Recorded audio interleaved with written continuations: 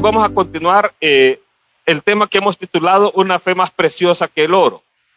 Y el pasaje de hoy es un pasaje bien difícil. De hecho, creo que si hubiera sido y no lleváramos la carta de Pedro así como la estamos llevando, no lo predicaría. Literalmente así, porque es bien profundo. Pero Pedro lo escribió para la iglesia. Y como él lo escribió para la iglesia, tenemos que estudiar. Es un pasaje que ha sido sujeto a distintas interpretaciones. ¿Y por qué es importante? Por eso mismo. Para que podamos verlo, estudiarlo y ver a qué se refiere. Le recuerdo, Primera de Pedro fue escrito para una iglesia que estaba siendo perseguida. Es una iglesia que necesitaba recibir palabras de ánimo. Y es lo que necesitamos encontrar en lo que vamos a estudiar el día de hoy. Entonces, Pedro inicia su carta diciéndole a estas iglesias que estaban siendo perseguidas: ustedes son elegidos, ustedes son extranjeros aquí en la tierra. Y todo eso nos ayuda a nosotros a situarnos realmente y a poner la perspectiva, y présteme atención en esto, poner la perspectiva de nuestra vida de cara a la eternidad, no a la temporalidad de esta vida. Y es lo que Pedro trata de hacer a lo largo de la carta. Y ya le voy a explicar cómo eso ayuda en nuestra vida al enfrentar las pruebas. Si usted está enfrentando pruebas o situaciones difíciles, esta carta es para usted. El mensaje de hoy es para usted también. Bien, entonces, les decía Pedro, ustedes son llamados a una esperanza viva. ¿Por qué una esperanza viva? Porque Cristo resucitó. Por eso somos llamados a una esperanza viva. Y tenemos una herencia en los cielos, una herencia que es incorruptible, que no se marchita. Es una herencia que es incontaminada. Esa es la herencia que Dios nos ha dado. Además, les hace ver que por esa fe, que es más preciosa que el oro, debe manifestarse en toda área de nuestra vida. ¿Cómo? Viviendo en santidad, viviendo en obediencia. De hecho, la semana pasada y de cara a las elecciones que vienen, les hacía ver que Pedro escribió esa carta en tiempos de Nerón. Y Nerón se robó las elecciones. No, él no, fue su madre. La historia cuenta que Agripina, su madre, envenenó a su esposo Claudio, que era el padrastro de Nerón, y así fue como Nerón llegó al reino, a ser el rey, al ser el emperador, perdón. Y usted se queja que aquí se roban los votos. ¿Sí? Y Pedro dice: someteos a toda institución humana, al rey como a un superior, a los gobernadores como por Dios impuestos, y a quien van a dar cuenta, y sobre todo dice, honrar a todos, honrad al rey.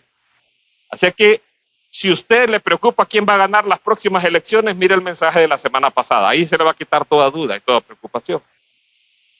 Pero sí, vamos a enseñar cómo elegir nuestros gobernantes el próximo domingo. Un tema de cómo elegir nuestro gobernante. No le voy a decir que vote por tal y por este. La vez pasada hicimos campaña de todo, ¿va? Bien. Luego Pedro le dice a estos creyentes que no eran judíos, no eran israelitas, les dice promesas que Dios había dado a la nación de Israel. Les dice, ustedes son linaje escogido, real sacerdocio, nación santa. Todas esas promesas eran para la nación de Israel, pero ahora son para la iglesia. Porque en Cristo Jesús, todas esas promesas ahora son para nosotros. Y les dice, ustedes no eran pueblo, ahora son pueblo, no habían alcanzado misericordia, ahora han alcanzado misericordia. También acerca de demostrar el carácter cristiano, ya hablamos acerca del rey. Hablaban también de los amos, hablaban también de las esposas.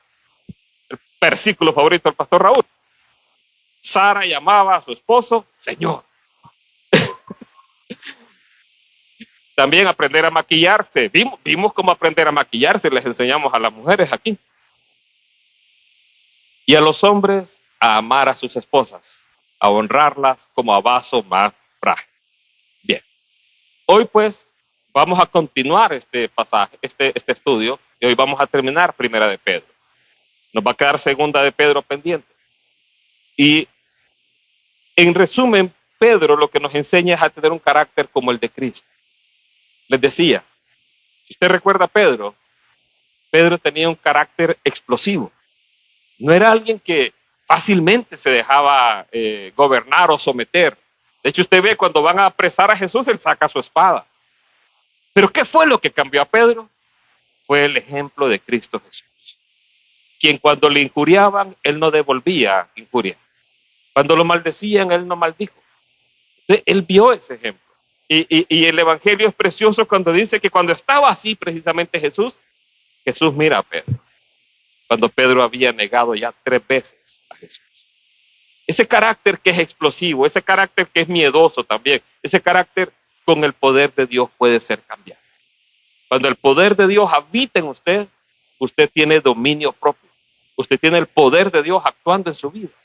Y eso vamos a ver el día de hoy. Pero antes tenemos que empezar por el pasaje difícil. Primera de Pedro 3. Y este pasaje lo voy a leer en la Biblia textual en la 4ª edición. Usted sígalo en la Reina Valera o en la versión que tenga y se va a dar cuenta de las diferencias. Y le voy a ir explicando por qué escogí esta versión de traducción. Y comienza así. Porque también Cristo padeció una vez por los pecados, el justo por los injustos, para llevaros a Dios, muerto en la carne, pero vivificado en el Espíritu, en el cual también fue y proclamó a los espíritus encarcelados, que en un tiempo desobedecieron cuando la paciencia de Dios aguardaba ansiosamente en días de Noé, siendo preparada el arca en la cual unos pocos, esto es, 8 almas, fueron salvadas del agua. Bien. Este pasaje ha sido interpretado especialmente por la Iglesia Católica como un pasaje donde Cristo desciende al infierno a predicarle a los del Antiguo Testamento, a los que eran salvos del Antiguo Testamento, para que se salvaran. Eso enfrenta varios problemas, esa interpretación. Pero vamos a empezar poco a poco. Y por eso es importante que usted vea no solo este pasaje, sino el contexto inmediato de este pasaje para poder comprenderlo bien. Dice aquí, porque también Cristo padeció. Y aquí pone algo del contexto del que estamos hablando. El contexto del cual estamos hablando es una iglesia que está padeciendo y Pedro les dice, Cristo también padeció. Y esto es importante que como creyentes tengamos claro. Porque a veces creemos que nuestros padecimientos, así como los fariseos, ¿verdad? ¿Quién pecó, este o sus padres? O los discípulos, ¿va? ¿Quién pecó, este o sus padres? O como Job, ¿algún pecado tenés, Job, oculto que por eso Dios te está haciendo sufrir? Creemos que nuestros padecimientos es por algún pecado que tenemos, porque alguien nos hizo algún mal. No, estamos en un mundo caído. Y en este mundo caído padecemos. Entonces, aquí Pedro les dice, primero, Cristo padeció. ¿Para qué? Para que se identifiquen con Cristo en sus padecimientos. Cristo padeció una vez por los pecados, el justo por los injustos. Anteriormente vimos que Pedro les decía que si nosotros padecíamos por andar portándonos mal, gloria a Dios, que lo castiguen, que lo fajeen y que le hagan de todo. Pero si ustedes padecen injustamente, eso trae gloria y honor a Dios. Entonces, el justo por los injustos para llevarnos a Dios o llevaros a Dios. Y aquí viene una verdad, muerto en la carne, pero vivificado en el Espíritu. Cristo murió. Y esto es importante aclarar, porque hay religiones del mundo y aún el mundo enseña que Cristo no murió en la cruz. Algunos dicen que no, que solo agonizó y no murió. Este pasaje es claro y dice murió. Los musulmanes creen que Cristo no murió, que quien murió fue otro en su lugar. Entonces, hay que dejarlo claro. Cristo en su cuerpo murió físicamente, pero su espíritu siguió vivo. Y eso es lo que dice este pasaje. ¿Por qué? ¿Cómo podemos demostrar que Cristo, su espíritu siguió vivo? Porque Él le dijo al que estaba a la par, de cierto te digo que hoy estarás conmigo en el paraíso. Él ese mismo día, ¿a dónde se fue? Al paraíso. Y si usted va y lee en Corintios, ¿qué es el paraíso? Pablo nos lo dice. Conozco a un hombre que no sé si fue fuera del cuerpo o en el cuerpo, no sé cómo, que fue al tercer cielo, al paraíso. No es el paraíso de aquí de Darlí, es el tercer cielo. Esa es la presencia de Dios. Nosotros tenemos 3 cielos. o por lo menos conocemos 3 cielos de lo que nos revela la Escritura. El primer cielo es el cielo que usted ve aquí donde están las nubes, donde vuelan las aves. El segundo cielo es el que está fuera de la Tierra, el espacio sideral, donde están las galaxias. Pero el tercer cielo es donde está Dios. Entonces, y cuando aquí dice vivificado en el Espíritu, él, su cuerpo sí, efectivamente, murió físicamente, pero su espíritu siguió vivo porque Dios no puede morir. Entonces, y aquí viene la parte difícil, y por lo cual escojo esta traducción, el versículo 19, en el cual también fue, y en la Biblia, Reina Valera dice, predicó. Y aquí vamos a hacer la observación. La palabra que ahí se traduce predicó no es mala, es correcta. Esa palabra es querizo, que significa proclamar, anunciar, y que normalmente en la Biblia traducimos como predicar. Pero ¿por qué prefiero la palabra proclamar? Porque literalmente la palabra significa hacer un anuncio público.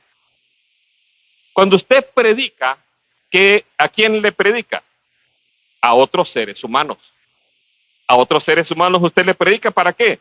Para que se arrepientan, busquen de Dios y se acerquen a Dios.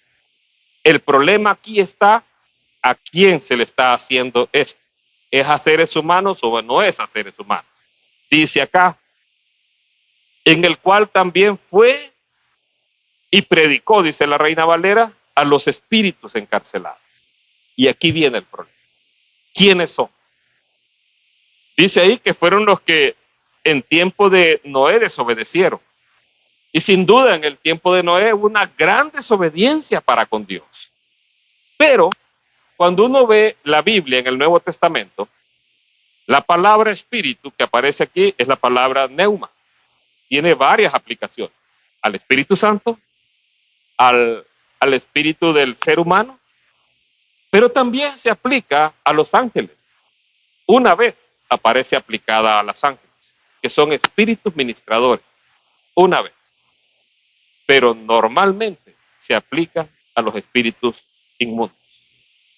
Cuando aparece en singular, a veces se aplica al ser humano cuando aparece en singular, pero todas las veces que aparece en plural, se aplica a seres angelicales. Y de todas las veces que aparece en plural, solo una vez se aplica a los ángeles de Dios. Y ahí, todas las veces que aparece en plural, se aplica a los espíritus inmundos. ¿Cómo podemos demostrarlo? Aquí mismo. Si usted se fija en el versículo 10, en el versículo 20, al referirse a seres humanos dice almas. Cuando usted va a Apocalipsis, versículo 9, dice Apocalipsis 6:9, vi las almas. No dice vi los espíritus, vi las almas. Entonces, cuando hay espíritus en plural, normalmente son espíritus inmundos. Y cuando lleva una connotación negativa, son ángeles caídos. Entonces, y esto lo vamos a confirmar ahora por el contexto. La interpretación aquí es que Cristo proclamó su victoria a los espíritus encarcelados. Y aquí la pregunta es, ¿quiénes eran esos espíritus encarcelados? La respuesta está aquí. Que en tiempo desobedecieron cuando la paciencia de Dios aguardaba ansiosamente en días de Noé. Son ángeles caídos que estuvieron en el tiempo de Noé, siendo preparada el arca en la cual unos pocos, esto es 8 almas, se salvaron del agua. Entonces, ¿cómo podemos ver el contexto en esto? Segunda de Pedro 2. Dice así.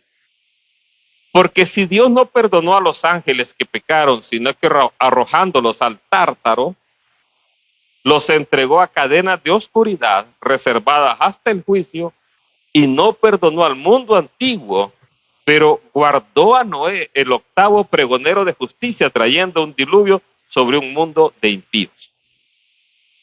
Aquí está el punto. En el tiempo de Noé, hubo una rebelión de ángeles, bueno, hubo una manifestación de esa rebelión de ángeles caídos, que usted la puede encontrar en Génesis 6. Que los hijos de Dios vieron a los hijos de los hombres y empezaron a procrear. Y ahí, no lo tengo el tiempo para demostrarlo, pero usted puede relacionar Judas y Génesis 6 y a esa rebelión.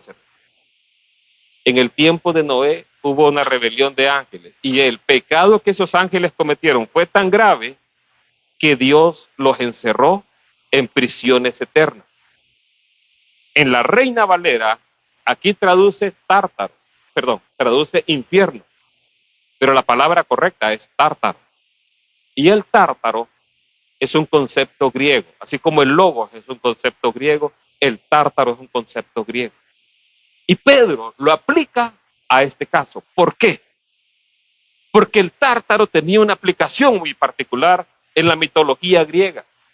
Y es que el tártaro es el lugar de castigo, el peor lugar de castigo a aquellos que desobedecían a los dioses. Entonces Pedro les está diciendo, en el tiempo de Noé hubo una rebelión. Esa rebelión fue la que produjo violencia en la tierra y la que trajo precisamente el diluvio de Dios sobre toda la humanidad.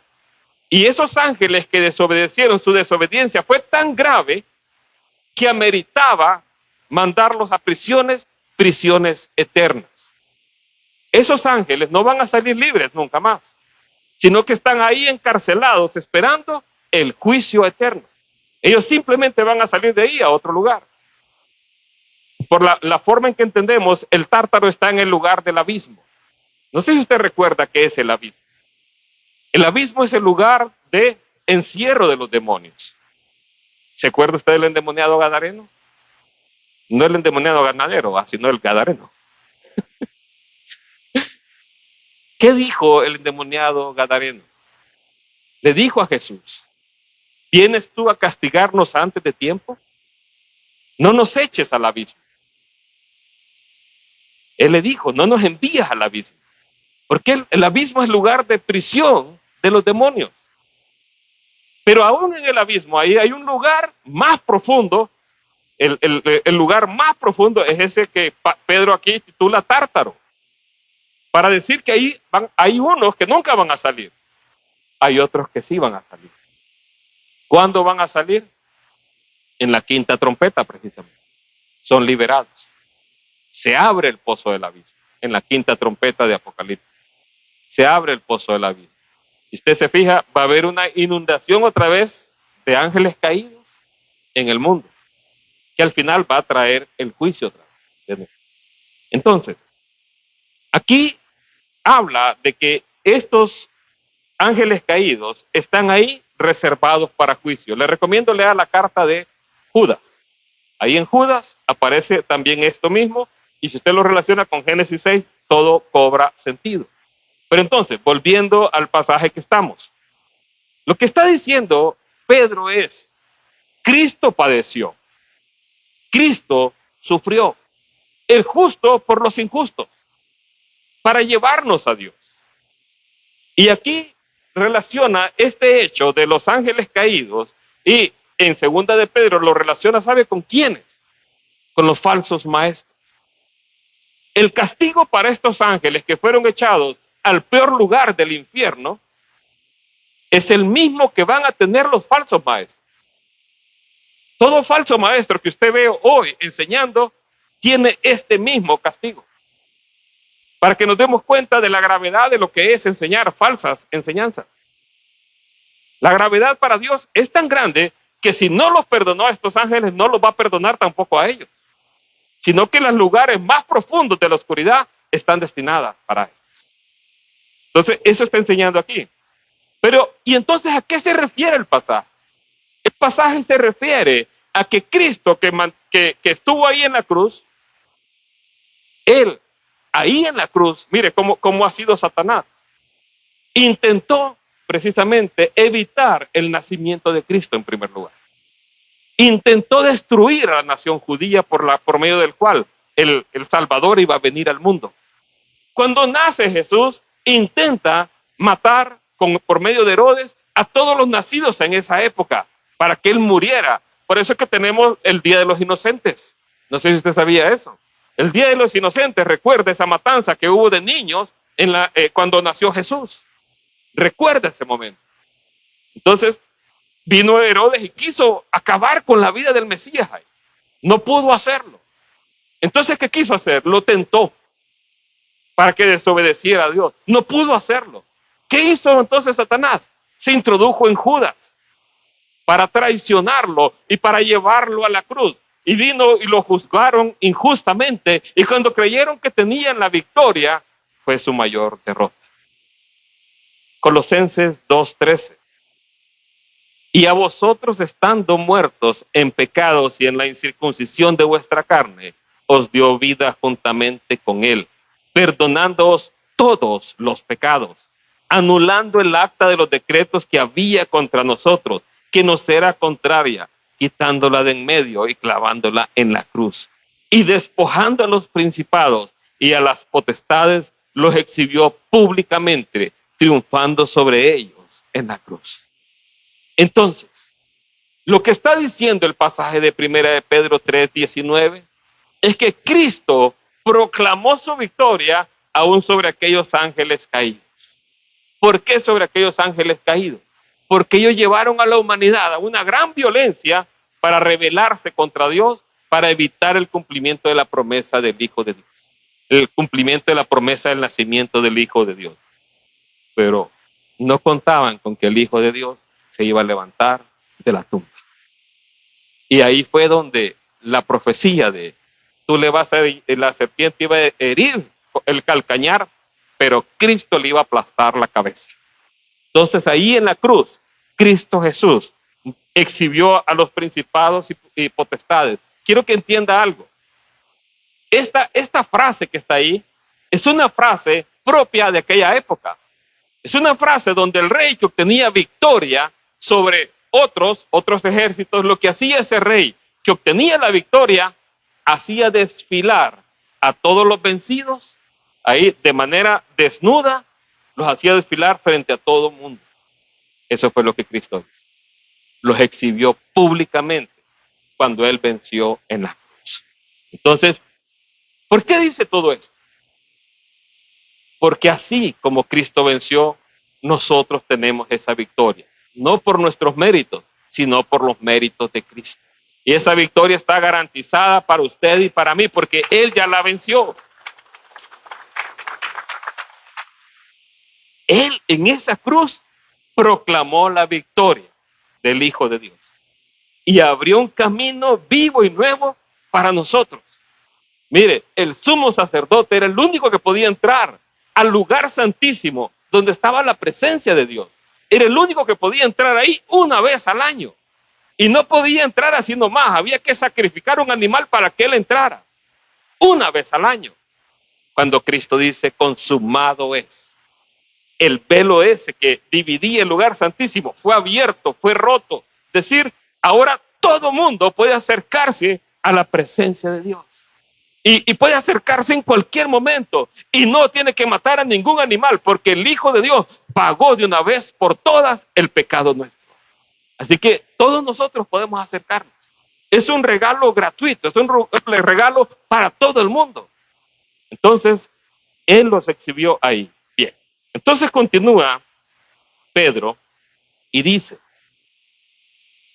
1 de Pedro 3:21. Allá terminó hablando del arca. Le voy a leer lo que decía del arca para que ponerlo ahí en el contexto. Dice así: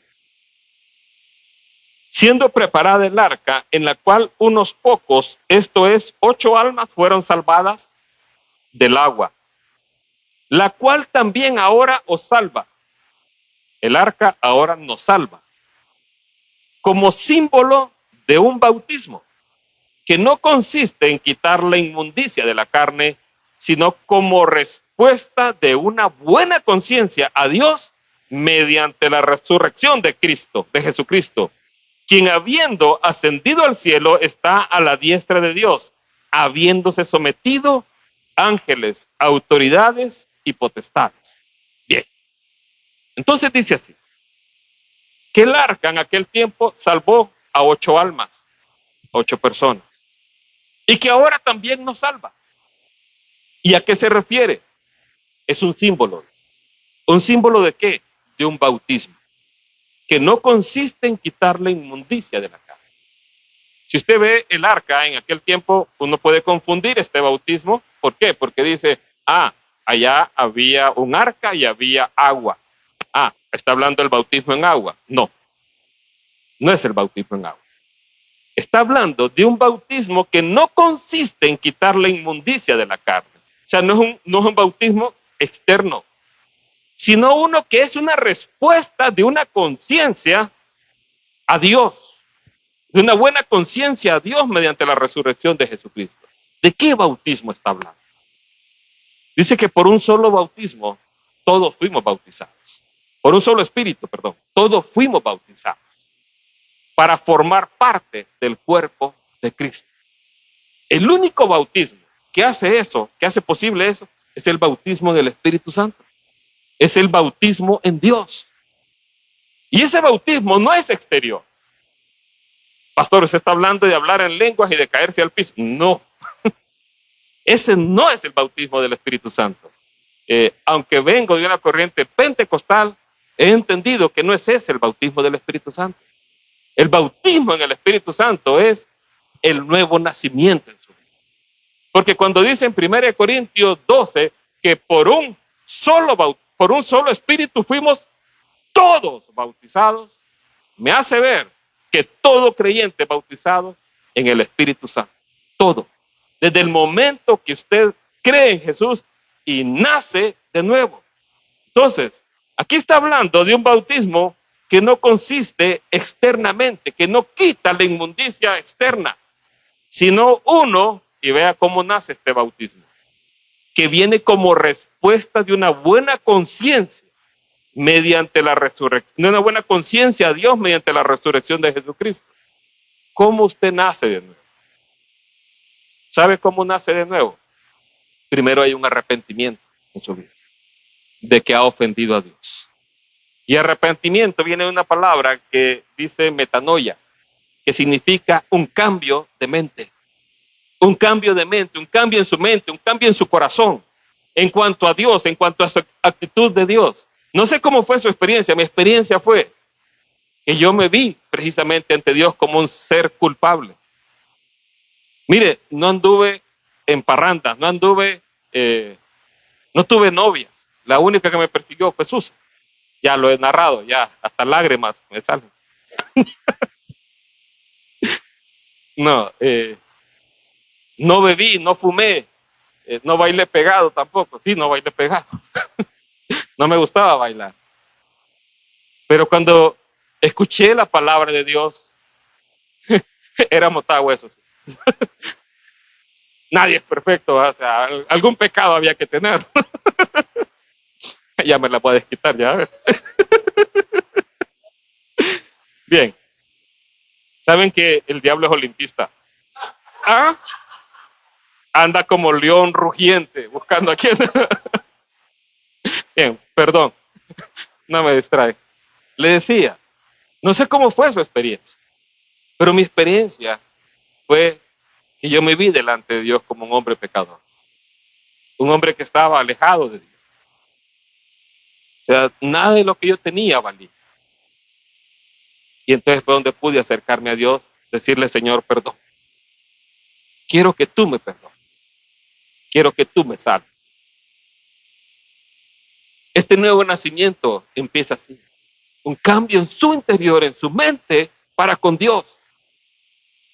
Al punto que usted llega a confesar a Jesús como el Señor de su vida. Cuando usted lo hace, que si confesares con tu boca que Jesús es el Señor y creyeres en tu corazón que Dios le levantó de los muertos, serás salvo. Quiero que preste atención a esas palabras. No es cualquier cosa. Es confesar a Jesús Señor. A veces nos equivocamos y decimos, Jesús es mi Salvador. Quiero decirle, si Jesús no es su Señor, no es su Salvador. ¿Por qué digo eso? Porque solamente queremos recibir del Señor, dame tu salvación, Señor. Pero usted tiene que confesarlo como el Señor. Y para confesarlo como Señor, tiene que estar dispuesto a obedecerlo a Él. Cuando usted dice, Señor, ya no quiero hacer mi voluntad, es en ese momento que usted lo reconoce como Señor. Es cuando usted dice, ya no quiero vivir la vida a mi manera, sino a la tuya. Es cuando usted dice realmente, yo quiero que tú seas mi Señor. Muchos dicen, no, yo quiero que Él me perdone mis pecados, pero no quieren cambiar su vida. No quieren dejar su vida atrás. Quieren seguir viviendo la vida a su manera. Quieren seguir como José y el corito, ¿va? Así nací y así me moriré. Con todos mis defectos. Como, así dice el corito, ¿no? Sí.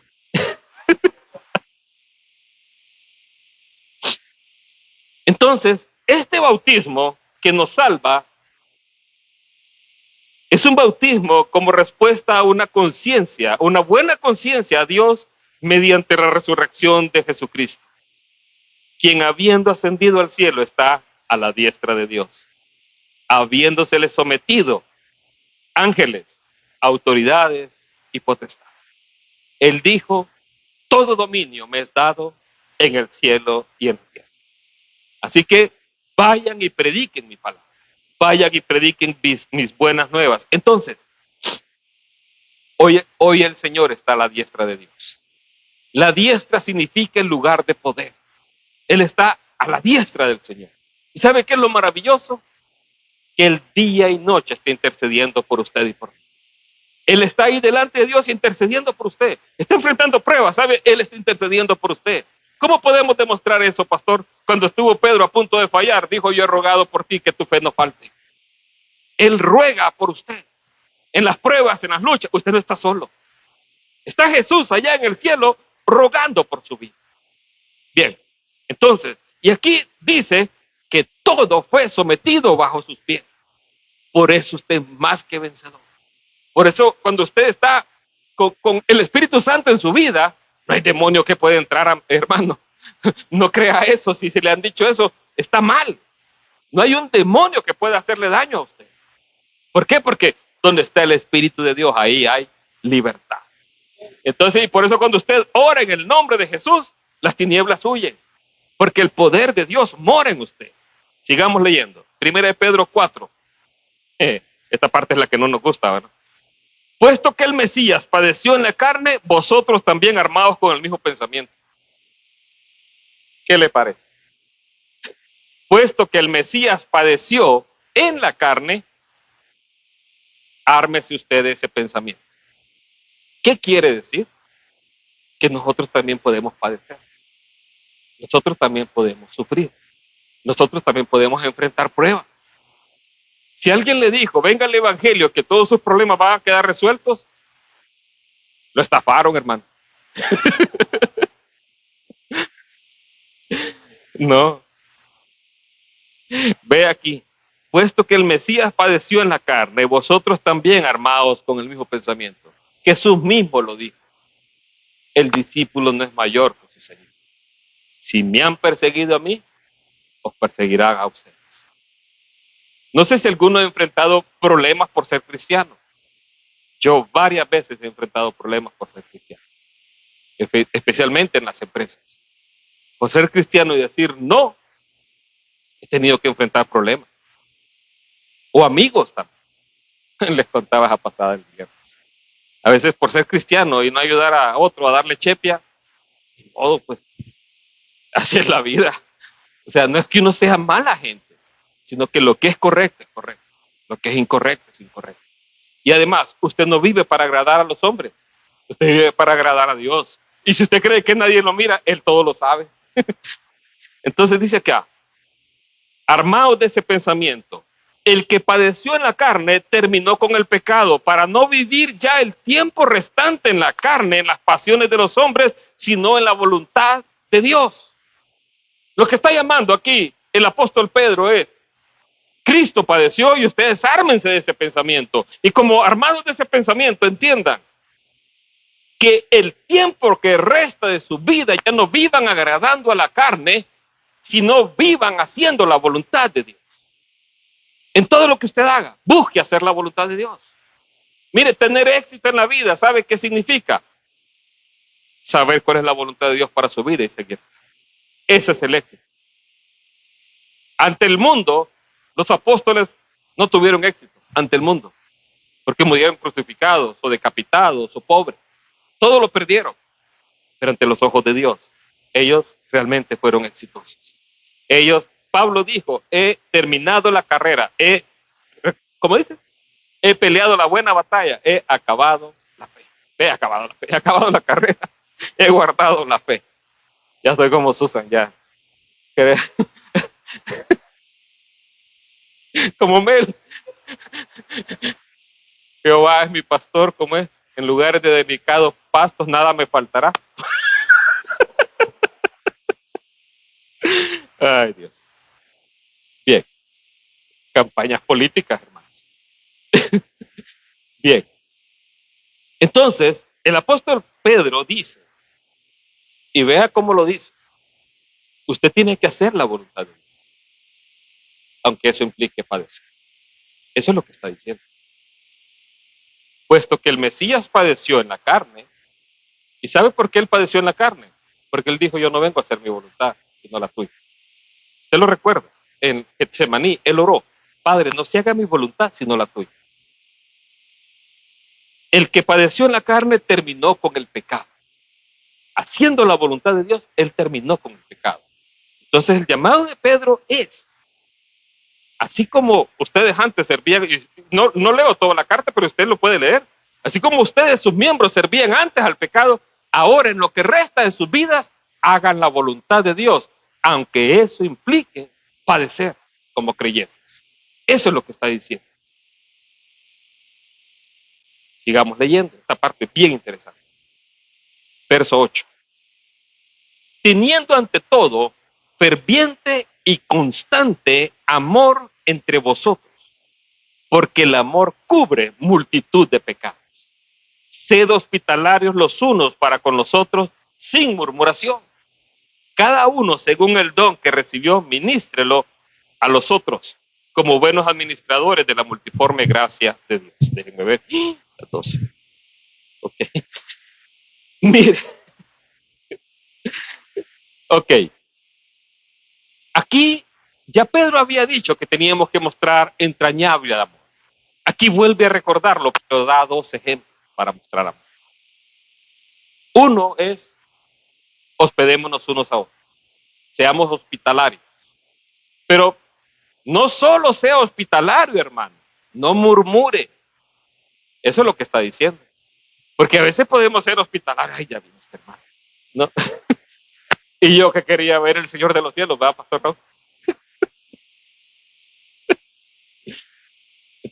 No, no murmure. El amor tiene que ser un amor no fingido.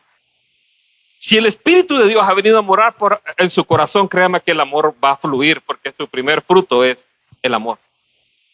Ese es el primero. Bueno, no es el primer fruto, es una de las dimensiones del fruto del Espíritu. Y el segundo, importante, amado hermano, el segundo, cada uno según el don que recibió, ministrelo a los otros. Si en usted, no es así la pregunta.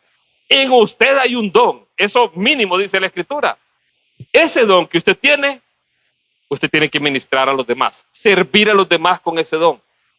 Esa es la otra forma en que usted tiene que mostrar amor. Ese don que usted tiene, no lo puede ocultar. Ese don Dios lo dio para el servicio de la iglesia, para la edificación del cuerpo de Cristo. Así que no lo oculte, hermano. No diga, no, tuve miedo. No diga eso. Úselo para gloria y honra del Señor. Los dones y talentos, y al menos cada uno de nosotros tenemos un don. Silvia tiene un don Mauricio.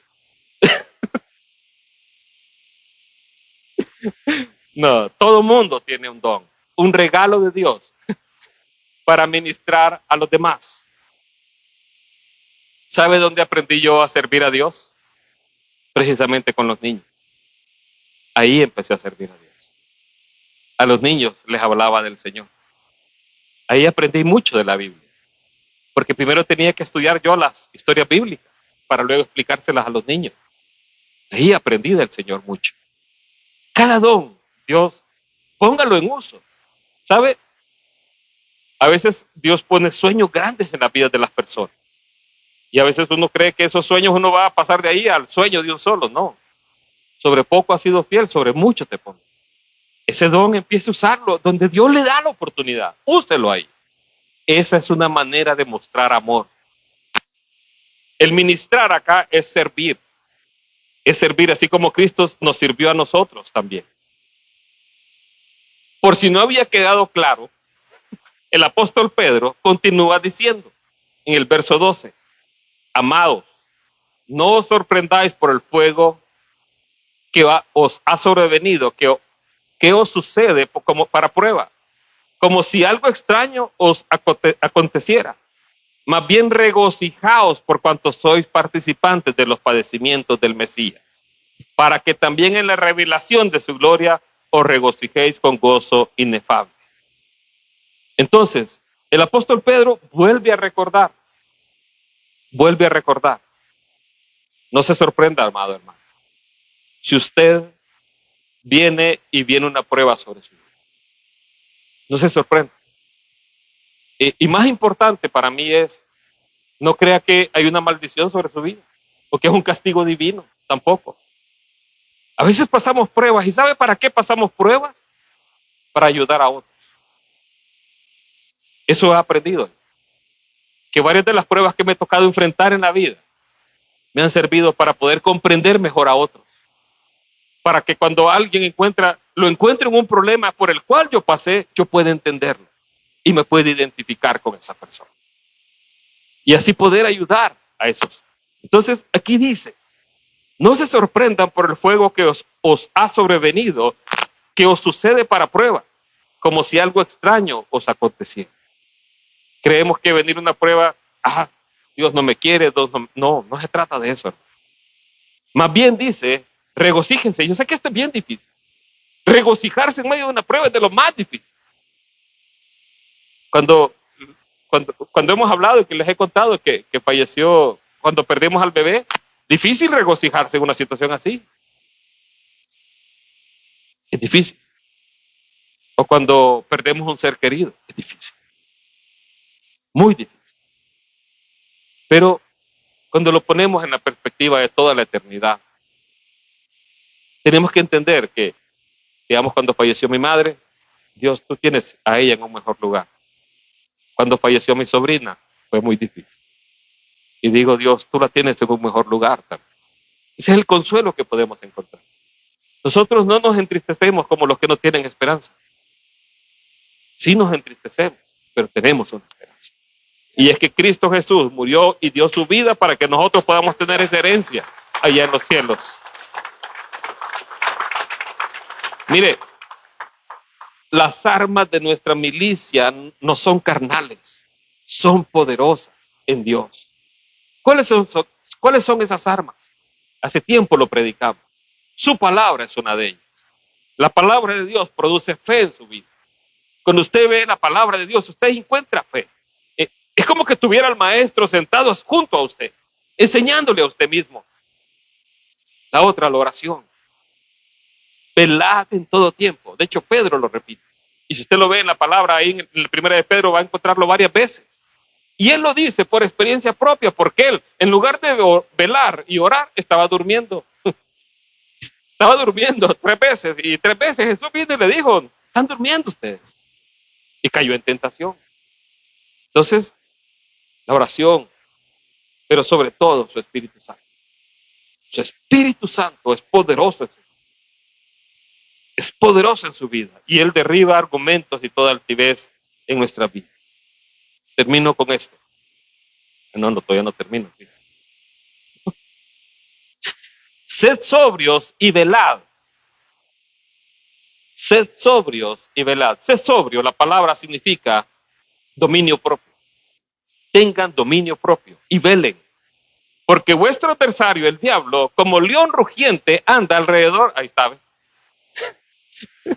No me distraiga. Anda como león rugiente buscando a quién devorar. Al cual resistid firmes en la fe. Mire esta palabra. Sabiendo que los mismos padecimientos se van cumpliendo en vuestros hermanos en todo el mundo. En la lucha que usted enfrenta, no está solo. Habemos otros que estamos ahí luchando o hemos pasado por ese campo de batalla. Habemos otros que hemos pasado por ahí. Y por eso lo podemos decir, el Señor está con usted. No tenga miedo, hermano, el Señor está con usted. Ya le voy a contar algo. Se va cumpliendo en vuestros hermanos en todo el mundo. Mas al Dios de toda gracia, que nos llamó a su gloria eterna en Jesucristo, después que hayáis padecido un poco de tiempo, Él mismo os perfeccione, afirme, fortalezca y establezca. A quien sean el reino los siglos por los siglos. Amén. ¿Sabe? Pedro, para traer ánimo a esta iglesia, o a estas iglesias, porque no era una, eran varias iglesias que estaban sufriendo persecución, él les pone en perspectiva el padecimiento de Cristo, pero también le pone en perspectiva la herencia eterna que tienen allá en los cielos. Y quiero decirle, eso cambia la forma en que nosotros vemos los problemas. Mire, como testimonio personal, Dios me enseñó a tener esa perspectiva. Uno de mis problemas más grandes fue el perder toda esperanza, el sufrir depresión. Y que la doctora que me atendía no me quiso atender, atendió a mi esposa. Le dijo, venga usted quédese afuera. La doctora. Entonces, porque yo ya estaba muy mal y no hallaba una salida. Y esa doctora habló con mi esposa. Y después cuando sale y abre la puerta, bueno, me va a atender a mí. No, váyase. Aquí están los papeles. Vaya, busque otro doctor porque yo no lo puedo tratar a usted. Por un caso de depresión. Depresión severa. ¿Sabe? Llegamos a la casa. Y ya le he contado esto, pero quiero hacer énfasis en algo. Entonces, llegamos a la casa y en la casa le digo a mi esposa, no, Dios nos va a sacar de esto. Escogí lo que yo creí que era mejor tomar de los varios medicamentos que habíamos probado. No, solo me quedar con esto, le digo a mi esposa. ¿Sabe? Dios me regaló un sueño. Y eso fue lo que cambió mi momento en ese momento. ¿Sabe cómo fue el sueño? Un sueño muy bonito. Donde yo sabía que iba alguien a la par mía. Yo no lo miraba. Íbamos así volando por un río que era así quebradizo. Yo lo recuerdo bien. Y miraba un palacio a un lado. Y yo le preguntaba a la persona, ¿y ese palacio de quién es? Es el palacio, me dice, del sultán de Brunei. A ver quién era ese. Entonces, y llegamos ahí a la puerta del palacio.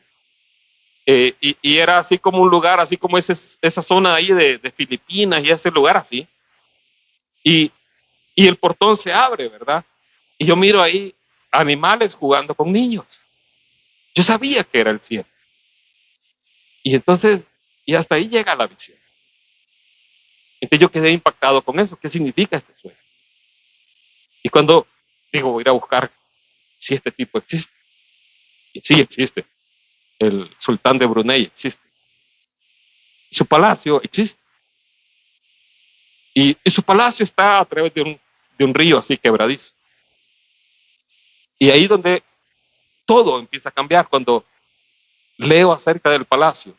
Es el palacio del mundo que tiene la mayor cantidad de habitaciones en el planeta. Y ahí Dios me ama. Él dijo que Él fue a preparar un lugar para nosotros. En la casa de mi Padre, muchas moradas hay. Él tiene muchas moradas. Y yo entendí que Él tenía un lugar para mí allá en el cielo. Y que cualquier cosa que yo estuviera padeciendo aquí, Él tiene un lugar para mí allá en el cielo.